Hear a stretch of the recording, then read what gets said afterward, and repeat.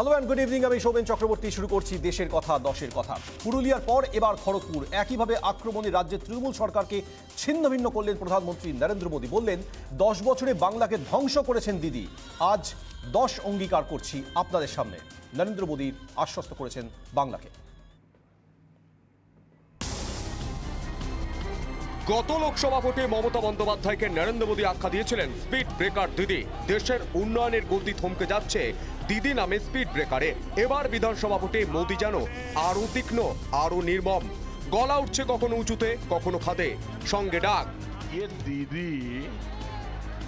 প্রধানমন্ত্রী সম্ভাষণ করছেন মমতা দিদিকে, আর হাসিতে ফেটে পড়ছেন জনতা। প্রধানমন্ত্রী বললেন দিদিকে, आपने दीदी पे भरोसा किया, लेकिन दीदी ने आपको दुर्नीति दी, आपके साथ विश्वासघात किया कि नहीं किया?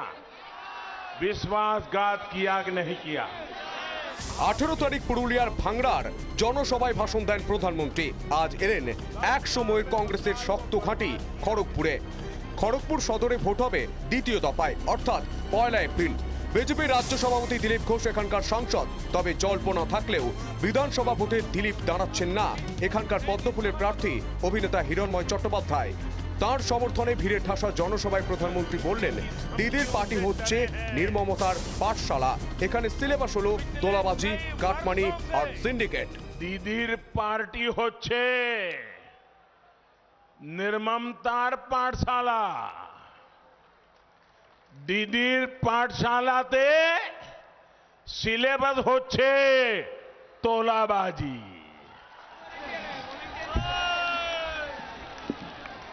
दीदीर पाठशालाते सिलेबास होच्छे कटमनी। दीदीर पाठशालाते सिलेबास होच्छे सिंडिकेट। বনাঞ্চলে মানুষের একটা বড় অংশের পেট চলে কেন্দু পাতা বিক্রি করে। সেই প্রসঙ্গ তুলে এনেছেন মোদী। প্রশ্ন করেছেন, গরিব মানুষেরও তো কেন্দু পাতা বিক্রি করতে কাটপানি দিতে হয় এখানে, এই তো তৃণমূলের শাসন।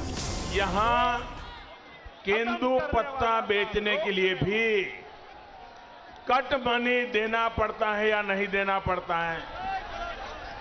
कट मनी देना पड़ता है कि नहीं देना पड़ता है? आदिवासियों को भी देना पड़ता है कि नहीं देना पड़ता है? गरीब को भी देना पड़ता है कि नहीं देना पड़ता है? मजदूर को भी देना पड़ता है कि नहीं पड़ता है? बंगाल में ये कट मनी का सिस्टम बंद होना चाहिए कि नहीं होना चाहिए? একই সঙ্গে তার মুখে উঠে এলো বিজেপির প্রতিশ্রুতি সোনার বাংলার কথা। প্রধানমন্ত্রী বলেন, বাংলার উন্নয়নের পথে দেওয়াল হয়ে রয়েছেন দিদি। পশ্চিমবঙ্গবাসীর গত 70 বছর ধরে অনেককে সুযোগ দিয়েছেন। এই 5 বছর বিজেপিকে সুযোগ দেওয়ার আবেদন করেন তিনি। ক্ষমতা এলে 70 বছরের ক্ষতিপূরণের প্রতিশ্রুতিও দেন তিনি। मैं बंगाल वासियों के कहता हूं, आपने 70 साल तक अनेकों को अवसर दिया है। हमें 5 साल का मौका दीजिए, हम 70 साल की बर्बादी को मिटा करके रहेंगे। 21 তারিখ প্রধানমন্ত্রী আসছেন বাঁকুড়া ও 24 তারিখ কাঁথিতে ভোট হবে প্রথম দফায়, বাঁকুড়ায় দ্বিতীয় দফায়। প্রধানমন্ত্রী নরেন্দ্র মোদী তিনি এই জনসভায় বক্তব্য রাখলেন এবং তারপর খড়গপুরের এই জনসভা থেকে বেরিয়ে গেলেন। তবে যে বার্তা তিনি এবারের ইলেকশন বা এবারের নির্বাচনের জন্য দিয়ে গেলেন সেটা হলো সোনার বাংলা করতে হবে, পশ্চিমবঙ্গে বিকাশ হবে, উন্নয়ন হবে এবং 10 বছরের যে অপশাসন, তোলাবাজির সরকার, এটাই অভিযোগ করলেন তিনি। সেই সরকারের সমাপ্তি হবে এবং তারপর নতুন সরকার গঠিত হবে এবং সেটা বিজেপির সরকার গঠিত হবে। মানুষের কাছে বিজেপিকে ভোট দেওয়ার আহ্বান জানিয়ে এই জনসভা এই মুহূর্তে শেষ করলেন নরেন্দ্র মোদী। ক্যামেরাম্যান মেরাজ আলীর সঙ্গে রেনেসা চক্রবর্তী, রিপাবলিক বাংলা। কয়েক সপ্তাহ আগে পর্যন্ত লড়াইটা ছিল তৃণমূল কংগ্রেস ভার্সেস বিজেপি, তারপর হলো মমতা ভার্সেস বিজেপি, তারপর হলো মমতা ভার্সেস অমিত শাহ এবং নরেন্দ্র মোদী। সময় যত এগাচ্ছে লড়াইটা 1 to 1 হয়ে যাচ্ছে মমতা ভার্সেস নরেন্দ্র মোদী। আজকে নরেন্দ্র মোদী যেভাবে মমতা বন্দ্যোপাধ্যায়কে আক্রমণ করেছেন কার্যত নজিরবিহীন। অর্থাৎ তারা যে যেনতন প্রকারে সরকারে আসতে চাইছেন তাদের এই অ্যাগ্রেশন থেকে স্পষ্ট। আর মমতা বন্দ্যোপাধ্যায়ের চ্যালেঞ্জ, দেখে নেব কি করে সরকার গঠন করে বিজেপি। এ নিয়ে আজকে আমরা আলোচনা করব পরিস্থিতি কোন দিকে এগোচ্ছে। আমাদের সঙ্গে রয়েছেন বিজেপি পন্থী অনিন্দ ব্যানার্জি, আপনাকে স্বাগত। আমাদের সঙ্গে রয়েছেন অর্ণব শাহ, পলিটিক্যাল অ্যানালিস্ট, আপনাকে স্বাগত। আমি অর্ণব, আপনার কাছে প্রথমে জানতে চাইছি, আজকে নরেন্দ্র মোদী যা যা অভিযোগ করেছেন আমরা দেখালাম প্যাকেজের মধ্য দিয়ে, মানুষের কাছে তারা অভিযোগ করছেন, মানুষের রেসপন্স কিন্তু খারাপ নয়। অন্তত ক্যামেরা বলছে হাজারো লক্ষ মানুষ নরেন্দ্র মোদীর বক্তব্যে হাততালি দিচ্ছেন, তাকে স্বাগত জানাচ্ছেন। ইঙ্গিতটা কিন্তু খারাপ। আপনারা কি মনে করছেন? না, আপনি প্রথমেই যেটা বললেন সেটা হচ্ছে যে লড়াইটা হচ্ছে মমতা ভার্সেস মোদি এবং অমিত শাহ এই জায়গায় চলে গিয়েছে। আমি বলবো লড়াইটা শুধুমাত্র মমতা ভার্সেস মোদি নয়, লড়াইটা হচ্ছে একটা বহিরাগত শক্তি ভার্সেস আমাদের গোটা বাংলার জনগণ।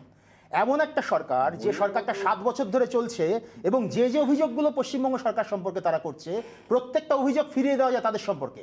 তারা 7 বছরে কি করেছে গোটা ভারতবর্ষকে? সিন্ডিকেট রাজ বলছে না, না ভারতবর্ষে, আরে বহিরাগত মানে কি? বহিরাগত মানে ভারতীয় সংস্কৃতি, বাংলার সংস্কৃতি যারা বোঝে না, বাংলার সংস্কৃতি যারা ধ্বংস করতে চায়, বাংলার সোশ্যাল ফ্যাব্রিক যারা ধ্বংস করতে চায়, তারাই বহিরাগত। তার কারণ বাংলা সংস্কৃতি, বাংলা রেনেসাঁস, তারা বাংলা রেনেসাঁস বোঝে না, বাংলা রেনেসাঁস তারা বোঝে না। না না, বসবাস করে তারা সবাই বাংলার সংস্কৃতি বোঝে। বাংলা সংস্কৃতি বলে বাংলার একটা নিজস্ব কালচার রয়েছে, বাংলার 70 বছরের রাজনৈতিক সংস্কৃতি রয়েছে। না, ধ্বংস কেউ করেনি, কেউ ধ্বংস করেনি। সেই সংস্কৃতির একটা ধারাবাহিকতায় আজকে এসে আমরা দাঁড়িয়ে রয়েছি এবং সেটা ধরে রয়েছেন, সেটা যিনি সেটা ধরে রয়েছেন, এটা রাজনীতির কোনো পরিভাষাই নয়, সেটা ধরে রয়েছেন। সত্যি বলুন যে বহিরাগত শব্দটা কি রাজনীতির ভাষা? অবশ্যই অবশ্যই বহিরাগত। দেখুন, তারা যে যে জায়গা দিয়ে আক্রমণটা করছে, তারা যে যে জায়গা, এবার আপনি আমায় বলুন, পশ্চিমবঙ্গের যে ছেলে মেয়েগুলো মহারাষ্ট্রে গিয়ে বাড়ি বানাচ্ছে, এবার মহারাষ্ট্রের লোকেরা যদি এই বাঙালি এই যে শ্রমিকগুলো যারা এখানে কাজ না পেয়ে যাচ্ছে, পুরনো হয়ে গেছে। আচ্ছা, পুরনো হয়ে গেছে, এটা তাহলে তারা বহিরাগত নয়। যুক্তির কোনো অর্থ হয় না, আচ্ছা, এই যুক্তির কোনো অর্থ হয় না, এই যুক্তির অর্থ হয় না। এই জন্য যে বাংলার যে নিজস্বতা, বাংলার যে কৃষ্টি, বাংলার যে সংস্কৃতি এবং রাজনৈতিক সংস্কৃতি, বাংলা অবশ্যই বেঁচে আছে, অবশ্যই বেঁচে আছে, অবশ্যই বেঁচে আছে, অবশ্যই বেঁচে আছে। তার কারণ কি কোথাকার সংস্কৃতি? মোদী কার জন্য খাচ্ছে? 34 বছরে শুনিনি আমরা। মোদী কার জন্য এই গত 6 বছরে ভারতবর্ষের অর্থনীতি কার জন্য পরিচালিত হচ্ছে?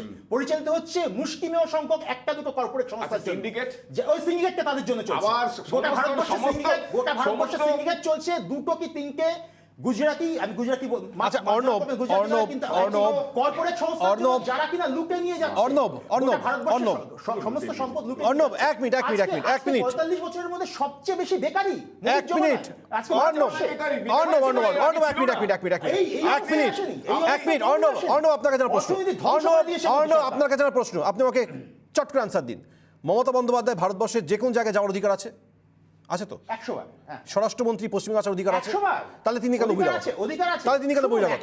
একটা রাজনৈতিক স্বরাষ্ট্রমন্ত্রী কেন বহিরাগত হবে? না না, একটা রাজনৈতিক দল, এই জায়গাগুলোকে একটু ধরতে হবে। একটা রাজনৈতিক দল তারা পশ্চিমবাংলার নির্বাচনে কারা কারা দাঁড়াচ্ছেন সেই তালিকা তৈরি করছে, সেখানে বাংলা ভাষা নেই, সেখানে বাংলা ভাষা নেই। যে লিস্ট বেরোচ্ছে সেটা হিন্দি আর ইংরেজি ভাষায়। কতটা বাংলাকে ঘৃণা করলে, কতটা বাংলাকে, না না, আপনি এই কাজটা তামিলনাড়ুতে করতে পারবেন? আপনি এই কাজকে তামিলনাড়ুতে করতে পারবেন? আপনি না পারবেন না, আপনি পারবেন না, আগুন জ্বলে যাবে, আগুন জ্বলে যাবে, তামিলনাড়ুতে করলে আগুন জ্বলে যাবে, পারবেন না করতে। রয়েছে তো আসামে। তার কারণ হচ্ছে আমার একটা প্রশ্ন আছে, আমি প্রশ্ন জানতে চাইছি। না না,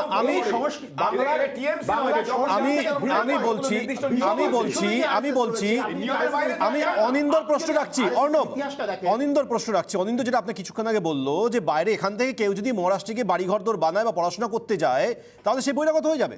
সে বহিরাগত হবে না, সে যদি সেখানকার সোশ্যাল, আমি রিপিট করছি, করতে চায় তাহলে সে বহিরাগত হবে। সোশ্যাল কি, সোশ্যাল ফ্যাব্রিক ধ্বংস করছে? আমি বুঝতে চাইছি সোশ্যাল ফ্যাব্রিক কি ধ্বংস করছে? সোশ্যাল ফ্যাব্রিক কি ধ্বংস করছে? রাজনৈতিক দল ক্ষমতায় আসছে, তারা ধ্বংস করার জন্য ক্ষমতায় আসছে, এটা আমার বিশ্বাস। সোশ্যাল ফ্যাব্রিক কি ধ্বংস করছে? আসছে তারা ধ্বংস করার জন্য। আচ্ছা, ধরলাম আসছে না। অর্ণব এক্সপ্লেইন করুন, অর্ণব এক্সপ্লেইন করুন সোশ্যাল ফ্যাব্রিক কি ধ্বংস করছে, এক্সপ্লেইন করুন। সোশ্যাল ফ্যাব্রিক ধ্বংস করছে বাংলার যে সংস্কৃতি, বাংলার সংস্কৃতি কি ধ্বংস করছে? একটু ডিটেইলে বলুন, কি ধ্বংস করছে? বলুন না। বাংলার সংস্কৃতি, বাংলার নবজাগরণের সংস্কৃতি ধ্বংস করছে। উনি বিকৃত উচ্চারণের মমতা ব্যানার্জি, আপনি চণ্ডী চণ্ডী চণ্ডী কি জানো ওই যে মন্ত্র শুনেছেন কখনো? একটা উচ্চারণ না, ঠিক আছে, কতগুলো স আছে, কতগুলো ন আছে, উনি একটা উচ্চারণ ঠিক করে বলেন। Honorable Minister, আমার তার উপর কোনো রাগ নেই। আমার পলিটিক্যাল ইডিওলজির উপর আমাদের যা আক্রমণ। কাজ করেছেন সেই কাজগুলোকে ধরুন, সেই আরে কাজগুলোকে আপনি ধরুন। ভাষার কথা বলছিলেন তো, যে কাজগুলো বাঙালি হয়ে যদি একটা বাংলা উচ্চারণ ঠিক করে না করতে পারে তাহলে আপনি আশা করছেন কি করে? আর না, বাংলা উচ্চারণ ঠিক করতে পারেন না, এটা আপনি সত্যি বলছেন এক না। একটা চণ্ডী এটা মণ্ডপে আপনি সত্যি বলছেন না। চণ্ডী কি যেন এটা বলে? আপনি সত্যি বলছেন না। এটা আপনি সত্যি একটা বলছেন না। বাংলা উনি ঠিক বলেন না। বিজেপির একটা পিছনে যে বাংলা। আরএসএস রয়েছে, সেই না, আরএসএস সংস্কৃতি বহিরাগত নিয়ে প্রশ্ন তো তুলছে সব। কোনো বলছে যে তারা মরা বাঘের থেকে ঘৃণা আহত করে। বাঘ ভালো, রেফারেন্সটাও নেই। তারা বাঙালিকে ঘৃণা করে, জ্যান্ত তারা বাঘের বলছে থেকে আহত পরিষ্কার বাঘ করে। ভালো হবে, কিন্তু কিছুক্ষণ আগে বলছিলেন যে বাঙালিকে বিজেপি ঘৃণা করে, মানে বাঙালিকে রাখতে চায় না, এটা বহুদিন ধরে অভিযোগ আপনারা তুলছেন। আপনাদের নেত্রী, আমি আপনার নেত্রী বলুন, আপনি তৃণমূলপন্থী সমর্থক হতেই পারেন, হোয়াট এভার, আপনাদের নেত্রী বাজপেয়ী আমলে তার গভর্নমেন্টে মন্ত্রী ছিলেন একজন বাঙালি, তখন তাহলে কি হলো? শ্যামাপ্রসাদ মুখোপাধ্যায়ের কথা হচ্ছিল, না, শ্যামাপ্রসাদ মুখোপাধ্যায়ের কথাকে আপনি যদি বলেন, শ্যামাপ্রসাদ মুখোপাধ্যায় মারা গেছেন 1952 So what? So what? তারপর থেকে আপনি So দেখুন, what? তারপর থেকে আপনি So দেখুন, what? বাঙালির- শুনুন, বাংলা সংস্কৃতি বাঙালির যে হচ্ছে inclusive রক্ত, সংস্কৃতি। বাঙালির রক্ত বাংলা কখনো change হয় সংস্কৃতিটা না। হচ্ছে inclusive সংস্কৃতি। Counter, না, এই জায়গায় counter. বুঝতে হবে, বাংলা সংস্কৃতি অনিন্দ inclusive। কাউন্টার, অনিন্দ চুপ থাকবেন না, inclusive কাউন্টার। সংস্কৃতি। আপনি চুপ থাকলে একটা মানুষভাবে inclusive আপনি সংস্কৃতি, মেনে নিচ্ছেন, সেই কাউন্টার। সেই Inclusive- inclusive যে সংস্কৃতি, সমন্বয়ের সংস্কৃতি, সেটা আমরা বাংলা দেখতে পাচ্ছি, সংস্কৃতি। সেটা আমরা দেখতে পাচ্ছি, সেই মমতা ব্যানার্জিকে সমন্বয় দেখতে পাচ্ছি। সংস্কৃতি ধ্বংস সেই করতে কারণে চায়। আপনি একটি সেই একই সংস্কৃতি দেশের ধ্বংস একটি করতে লোক চায়। সে এখানে ধ্বংস আসছে, করতে তাকে চায় আপনার হচ্ছে বহিরাগত, RSS। তাহলে বহিরাগত গুজরাটিরা কি হিন্দি ভাষী? বহিরাগত তত্ত্বটা তাহলে দাঁড় করাচ্ছেন কি করে যদি গুজরাটিরা ইনক্লুসিভ হিন্দি হন? না, গুজরাট আসামের লোকেরা তো অসমীয়া ভাষায় কথা বলে, তারা তো হিন্দি ভাষী নন। হিন্দিতে চাপাতে চাইছেন তারা। এবং আপনার মনে থাকবে এনসিআর কি বলেছিল যে হিন্দিকে আবশ্যক করা হবে। গুজরাটি ভাষাটাই বেশি প্রাধান্য পায়। সবচেয়ে বেশি করে আঘাত কোথা থেকে এসেছিল? তামিলনাড়ু থেকে এসেছিল। তার কারণ এই একই কথাগুলো আপনি দক্ষিণ ভারত থেকে বলতে পারবেন না। কোন কথাগুলো বলতে পারবেন না? দক্ষিণ ভারত- হিন্দি চাপিয়ে দেওয়া। না না, চাপিয়ে দেওয়ার কথা কোথায়? এখানে চাপিয়ে দেওয়ার কথা কোথা থেকে আসছে? ত্রিপুরায় করেছেন। কোথায় না, এখানে কোথায় হচ্ছে? আপনার কথা ছিল ওয়েস্ট বেঙ্গল নিয়ে, আপনি হঠাৎ ত্রিপুরায় চলে গেলেন তো। সোনার বাংলা বানাবেন তো? কথা সোনার বাংলা বানাবেন তো? হ্যাঁ। আপনি সোনার ত্রিপুরা বানাবেন বলেছিলেন। কি করেছেন 3 বছরে? আপনি কি করেছেন 3 বছরে? না, আমি তো বৃক্ষ তোমার পরিচয় কিসে? বৃক্ষ তোমার পরিচয় কিসে? ফলের পরিচয়। আপনার মনে আছে 2011 সাল থেকে মমতা ব্যানার্জিকে দেখে নিয়ে মানুষ এখন বুঝতে পারছে। আচ্ছা, 2011 সাল থেকে ত্রিপুরায় তো বিজেপি চলে এসছে, মানুষ তো বাংলা ভাষা কথা বলা ছাড়েননি। কোথায়? ত্রিপুরা তো বাঙালি আক্রমণ, তার জায়গা চূড়ান্ত সরে যায়নি। আক্রমণ নেমেছে। বাংলা ভাষা কথা বলা আপনি ছাড়েনি। আজকে যা উনি বলেছেন পঞ্চায়েত ভোট তাহলে বলেছেন, আপনার মনে হচ্ছে কেন? আপনি তাহলে মনে হচ্ছে কেন আপনি বাঙালিকে বলতে ঘৃণা দিন, করে একটু বিজেপি? বলতে দিন। আপনি পঞ্চায়েত ভোটের কোথা কথা থেকে এই কোথা থেকে এই নেগেটিভস গুলো পঞ্চায়েত আনে বিজেপি, এবং এগুলো বলা উচিত নয়। টেলিভিশনে দাঁড়িয়ে এই কথাগুলো বলা উচিত নয়। ত্রিপুরায় ওখানকার যে মধ্যশিক্ষা পর্ষদ, সেই পর্ষদ উপর আক্রমণ এই কথাগুলো এসেছে। বলা উচিত ওখানে নয়। শুধুমাত্র পর্ষদের হিন্দি বলে আক্রমণ আসা, আক্রমণ, বাঙালির উপর শুধুমাত্র আক্রমণ হিন্দি বলে আসা, চাপিয়ে দেওয়ার চেষ্টা করা হচ্ছে। হিন্দুস্তানি আমি সংস্কৃতি এর oppose করছি, আমি যে এভাবে তার যে হিংসা ন্যারেটিভ, ছড়ানো সেই হচ্ছে, ন্যারেটিভটা এটা হচ্ছে উচিত নয় বিজেপির ন্যারেটিভ। সেই ন্যারেটিভকে তারা চাপিয়ে দিতে চায়, তারা বাংলার উপর সেটা চাপিয়ে দিতে চায়। এটা তারা প্রকাশ্যে বলেছেন বহু জায়গায়। কিছু চাপিয়ে দিতে এখানে বসিয়ে দিতে বিজেপি চায় আসেনি। তারা। 100 বার, তাহলে 100 বার। বাঙালিই থাকবে। বেশ কয়েকটা দশক কিচ্ছু ধরে চাপিয়ে দেবে না গুজরাটে এখানে। বিজেপি রয়েছে, গুজরাটিতেই কথা বলছে। আপনি এই পয়েন্টে গুজরাটিতে কথা কোথা থেকে বলছে, কে কোথায় কি চাপাচ্ছে? এখানে না, শুনুন, এখানে আইনের শাসন জারি করতে হবে, এখানে কাটমেনি বন্ধ করতে হবে, এখানে সিন্ডিকেট বন্ধ করতে হবে, তাহলে বড় সোনার বাংলা হবে। তাতে এখানে কারখানা হবে।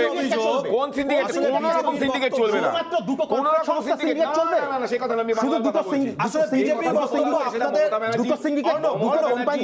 বিজেপির চালু বক্তব্য করেছে সেই- আপনারা আপনাদের এই কাটমানি সিস্টেমটাকে চাপা দেওয়ার জন্য এখন এই এইগুলো বন্ধ লজিকগুলো করতে আনছেন। হবে। না না, এখানে কাটমানি বিজেপির সিস্টেম, না না, ঠিক কথা। চলবে। আমি আপনার কথা, এখানে কারখানা এটা বিজেপির বক্তব্য। না না, আমি নরেন্দ্র মোদীর বিজেপি বক্তব্য। আপনি বললেন তো এই কথাটা প্রসঙ্গে আপনি তুলছেন বলে বলছি যে এইখানে একটা তৃণমূল কোন রেজিমেন্টের দল নয়। তৃণমূলের কারা মধ্যে রেজিমেন্টের দল? বিজেপি। বিজেপি অবশ্য এর চেয়ে অনেক বেশি। তার কারণ বিজেপির তার structure কারণ- আছে, তার বিজেপির কারণ- structure আছে, শুনুন, শুনুন। না না, বিজেপি যেমন structure আছে, বিজেপির শৃঙ্খলাবদ্ধ রেজিমেন্টেশন আছে বলে অফিসের বাইরে বিক্ষোভ হচ্ছে, বিক্ষোভ হচ্ছে, সেটাই না, না, গণতন্ত্রের যদি নমুনা। বিক্ষোভ- বিজেপি না, না, দলের অন্তর সেই এটা আপনার রেজিমেন্টের দলে হলে কি করতো? থাকলে কেউ বিক্ষোভ আপনার দলে হলে পরে বাদ দিয়ে দিত। সেই বৈশাখী ডালমিয়া দু একটা তার কারণ বৈশাখী ডালমিয়া কি বলেছিল তার জন্য দল থেকে বহিষ্কার করা হয়। আপনার দলের এই সামনে যদি পার্টি অফিসের সামনে এই কাণ্ডগুলো ঘটতো তাহলে পরে আজকে আপনার তাকে বহিষ্কার করতেন। আর এখানে বিজেপির অন্তর্গত সেই এই ডেমোক্রেসি পার্টির ভেতর রয়েছে, তাই আজকে সাহস দেখায়। ভুল হয়েছে, ঠিক হয়েছে, এদের নিয়ে আলোচনা করা হবে যে কেন আজকে ওদের এই সমস্যাটা হচ্ছে, সেটা নিয়ে নিশ্চয়ই আলোচনা হবে। কিন্তু মানুষের আর আপনারা সবাইকে নিয়ে নিচ্ছেন, সেই ভয়টা আপনারা নেই। তাদেরকে নিয়ে না, নিচ্ছেন। যারা এখানে প্রতিবাদ করছে আজকে, আরে যারা ভয় বলছে না, মানে কথায় কথায় ত্রিপুরায় আপনারা এসেছেন 95% আসনে, সমস্যার কথা ভাবা হচ্ছে। 95% আসনে পঞ্চায়েতে এই যে এইখানে যে এরা যে ধরুন এরা খুশি হয়নি, এরা খুশি হয়নি তো এদের ভিতরে সেই ভয়টা নেই। হ্যাঁ, সেই ভয়টা নেই, এরা সেটা প্রকাশ করতে পারে। অনিন্দ, অর্ণবের তরফে আমি একটা পয়েন্ট তুলছি। অনিন্দ যে প্রশ্ন তুলেছিলেন, আপনারাই বা 7 বছরে কি করেছেন বলুন তো? কোন 7 বছর? এই 7 বছরে কি করেছেন? 400-320 টাকা থেকে আজকে 810 টাকা 835 টাকা। আচ্ছা, গ্যাসের দামের কথা, এই সময় দামের পেট্রোল ডিজেলের দামের দেখুন দেখুন দেখুন, এইটা কিন্তু আমার শুধু ভারতবর্ষে হাজার হাজার পয়েন্ট রয়েছে, আপনারাই বা কি করছেন? শুধু ভারতবর্ষ মানে শুধু ভারতবর্ষ না, আমি বলছি যে না না না, গ্যাসের দাম এই দেখুন কম্পারিজনে চলে আসে। আবার পাকিস্তানের কথা, প্রত্যেকটা জায়গায় কম। এর মধ্যে আবার পাকিস্তানের কথা, তখন তো আবার না না না না না, কেন দাম বাড়ছে, কেন দামটা বাড়ছে, আপনি আমার গ্যারান্টি দিন, আপনি আমার গ্যারান্টি দিন যে কোন রাজনৈতিক দল থাকলে পরে আজকে দামটা কমতো এবং ভারতবর্ষের ইতিহাসে কোথায় কখন দাম গ্র্যাজুয়ালি বাড়বে না। না, দাম এবার এই দামটা তখন গিয়ে ছাড়তে হবে, রাজ্য সরকারকে ছাড়তে হবে, রাজ্য সরকার যে কমিশনটা পায়, রাজ্য সরকার যা সেস নেয়, যা ট্যাক্স নেয়, 35 টাকা পায়, 17 টাকা পায় এবং 22 টাকা, না না 32 টাকা পায় কেন্দ্রীয় সরকার, ডবল। ওই 32 এর 40% আবার রাজ্যকে দেয়, সেটা কেন্দ্রীয় সরকার। 32 এর 40% ঠিকই বলছে, 84,000 কোটি টাকা দেননি, 84,000 কোটি টাকা দেননি পশ্চিমবঙ্গ সরকার দিয়ে দেন। পশ্চিমবঙ্গ পরে ধরে দেখা গেল রাজ্য সরকার বেশি পায়, তাহলে টাকাটা কমাবে কে? ঘুরিয়ে কাটমানি, ঘুরিয়ে কাটমানি রাজ্য সরকারকে দিচ্ছে তো, কাটমানি নয় বাবা। সেই টাকাটা আপনি বললেন না, এটা সত্যি ভুল জানেন, কিন্তু আপনি জেনে নিন যে কেন্দ্রীয় সরকার যে টাকাটা পায় তার থেকে 40% আবার ঘুরিয়ে রাজ্য সরকারকে দেয়, তার মানে বেশি টাকা কার হচ্ছে? রাজ্য সরকারের হচ্ছে, তার মানে রাজ্য সরকার ছাড়বে না, রাজ্য সরকার তার অংশ থেকে ছাড়বে না, ছাড়লেই তো দামটা করে। আপনি একটু জায়গাটা বুঝুন, তার কারণ হচ্ছে কর্পোরেট ট্যাক্স কমিয়ে দিয়েছে মোদী সরকার, আর ইন্ডিভিজুয়াল ট্যাক্স বাড়াচ্ছে ক্রমশ, কর্পোরেট ট্যাক্স কমিয়ে দিয়েছে। কর্পোরেট ট্যাক্স কমিয়ে আপনি বলছেন 84,000 কোটি টাকা দেয়নি, এক মিনিট, আপনি বলছেন 84,000 কোটি টাকা দেয়নি, বুদ্ধদেব সরকার রেখে গেছিল 1,93,000 কোটি টাকা ঋণ রেখে গেছিল, আপনাদের আমলে গত 10 বছরে 3.5 লক্ষ কোটি টাকা হয়ে গেছে, 3.5 লক্ষ কোটি টাকা হয়ে গেছে। মহারাষ্ট্র সরকারের ঋণ কত? কথা হচ্ছে দেখুন, মহারাষ্ট্র সরকারের, এক মিনিট, তার থেকে বড় কথা দেখুন, আপনি রোজ কখনো তো হাজার হাজার কোটি টাকার প্রতিশ্রুতি দিচ্ছেন, এই পরিমাণ লোন, ঋণ কত? এই পরিমাণ লোন রয়েছে, ঋণ হচ্ছে তারপরে হাজার হাজার কোটি টাকার প্রতিশ্রুতি দিচ্ছেন অনারেবল মুখ্যমন্ত্রী আমাদের। কিসের জন্য? তাহলে লোন করবেন, আপনি পশ্চিমবঙ্গে টাকা নেই না, আপনি গরিব মহারাষ্ট্র থেকে মানুষের ডিভিয়েট করবেন না, ডিভিয়েট করবেন না। বলছেন তো রাজ্যের কোষাগার শুনলো, প্রত্যেকটা প্রকল্প, তাহলে এই পশ্চিমবঙ্গে ফিরুন, পশ্চিমবঙ্গে ফিরুন, প্রত্যেকটা প্রকল্প মানে চলছে কি? পশ্চিমবঙ্গে ফিরুন। হ্যাঁ। পশ্চিমবঙ্গে 70টা গণমুখী প্রকল্প তার মানে চলছে। আরো লোন বাড়বে তো? গণমুখী দাদা, আপনি হ্যাঁ। আপনি চান না এগুলো হোক, এগুলো চলুক? না না না, আমি চাই না, না না, আমি চাই না, চাপ। না না, কোনো চাই না, আমি সত্যি চাই না। তাহলে- ভিক্ষা না তার- দিয়ে, কেন? সেই তার- টাকাটা দিয়ে, তার- সেই টাকাটা আমার দিয়ে আমার স্টেট প্রশ্ন, এত ঋণ হলো কেন? এত ঋণ হলো কেন? এত ঋণ হলো কেন? অর্ণব, একদম সময় কম, এত ঋণ হলো কেন? ঋণ হওয়ার একটা কারণ তো হচ্ছে এই, প্রথমত হচ্ছে যে ঋণ আমাদের ঘাড়ের উপর ছিল সেইটা শোধ করতেই চলে যাচ্ছে বিশাল টাকা, এক নম্বর। তারপরে লক্ষ ও আচ্ছা, 1,90,000 শোধ করতে গিয়ে 3.5 লক্ষ, মানে 2 লক্ষ আরো নিলাম। শুনুন, এই যে প্রসেসটা, এটা আমাদের মতন তৃতীয় বিশ্বের দেশে রাজ্যগুলোতে, যে রাজ্যগুলো নিজেরা, তারা তো তাহলে কি ভোট কেনার জন্য 500 টাকা করে ঘরে ঘরে দেওয়া হবে? এটা বন্ধ করে আপনারা একটা ছোট্ট উদাহরণ দিচ্ছি, বর্ধমানে একটা ছোট্ট উদাহরণ, বর্ধমানে 50, একটা ছোট্ট প্লিজ প্লিজ 30 সেকেন্ড, একটা ছোট্ট উদাহরণ, বর্ধমানে 50 কোটি টাকার মাটি উৎসবের কি দরকার ছিল? না না, মাটি উৎসব, এই উৎসবগুলো, এই যে উৎসব 50 কোটি টাকার মাটি উৎসবের কি দরকার ছিল? উৎসবগুলো হচ্ছে, এই উৎসবগুলো এক ধরনের এই উৎসবগুলোর মধ্যে দিয়ে সাধারণ মানুষের হাতে টাকা আসছে। এটা অভিজিৎ বিনায়ক বন্দ্যোপাধ্যায়ের থিওরি, যে যখন এইরকম ভারতবর্ষের মতন দেশগুলোতে, গরিব দেশগুলোতে, সেখানে প্রয়োজন হলে সমাজের নিচু তলার মানুষের কাছে টাকা দিতে হবে। মানুষের ক্রয় ক্ষমতা যদি না বাড়ে, মানুষের ক্রয় ক্ষমতা যদি না বাড়ে, তাহলে কিন্তু বাজার সচল হবে না। ওকে ফাইন, আমাদের সময় একদম শেষ। ওকে ফাইন, আমাদের সময় একদম শেষ হয়ে গেছে, আজকে আলোচনা এখানেই থামাতে হচ্ছে।